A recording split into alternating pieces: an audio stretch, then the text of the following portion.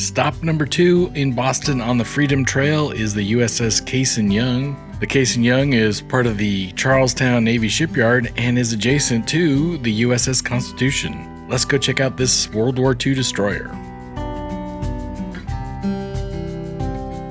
And from bow to stern, here's the destroyer 793, Cassin Young. I think there was a movie Tom Hanks did. I'll bet they filmed some of it on this.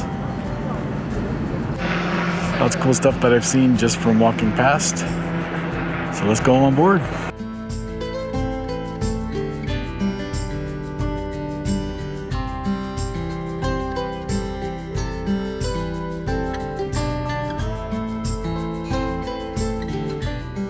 I believe I'm in the ammunition and powder handling room for the gun above me. The shells and the powder, I think, would be loaded into this guy here and then up into the gun. I don't believe we can go in the gun though. Cool, this is a row of depth charges.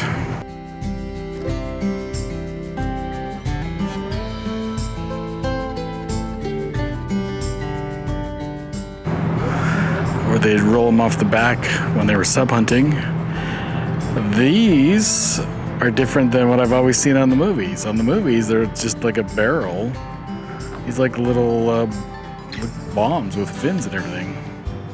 Huh. How cool is that?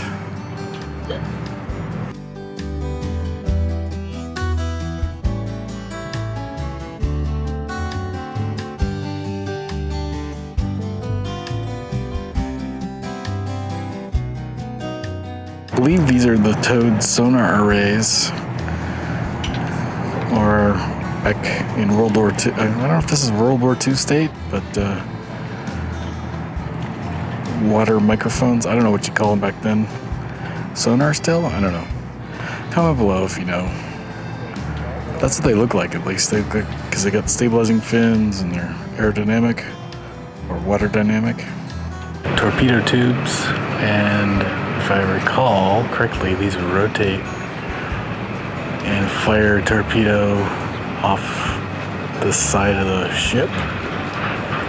You just see the warhead over there. Yeah, there's the business end of the torpedo. Yeah, this is a sub hunter and a ship killer. Hence destroyer.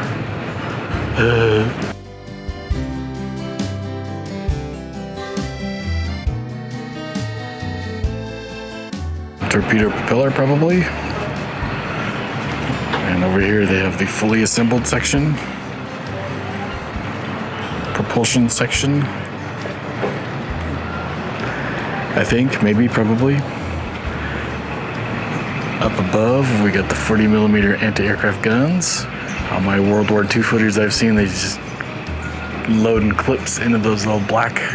The black is where the clips go.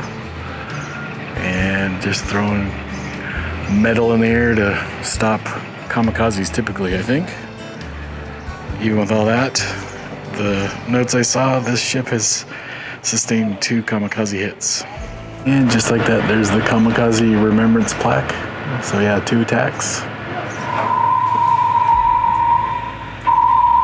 contact bearers, 347 range 2,000 yards.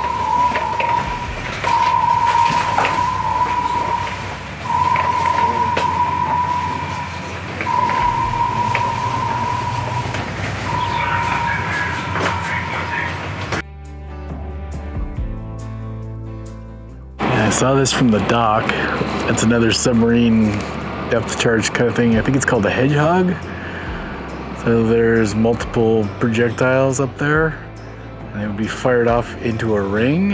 And I don't know if they detonated at a depth or if they only detonated when they hit the sub. I think it's called the Hedgehog though.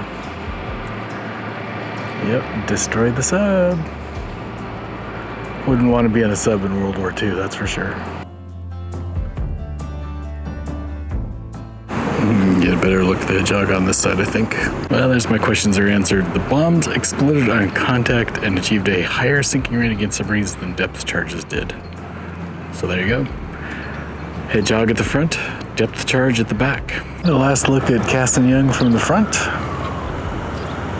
On the unobstructed side, but it's backlit, so that's too bad. And then another cool thing, it's probably been in the background a couple of my shots, but this old crane, that's pretty sweet.